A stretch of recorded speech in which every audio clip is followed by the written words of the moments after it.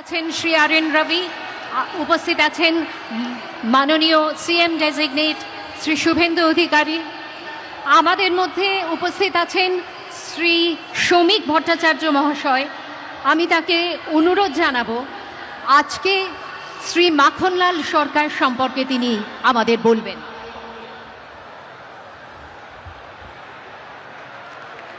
শিলিগুড়ি নিবাসী শ্রী মাখনলাল সরকার সবরই প্রতীক্ষার মতো দীর্ঘ প্রতীক্ষা।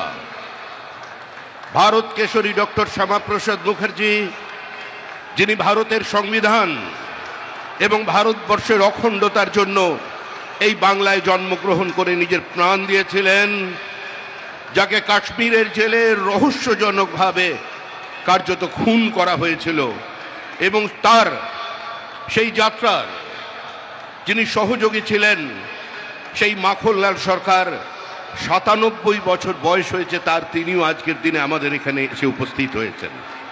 শ্রী মাখনলাল সরকার তারপরে দিল্লিতে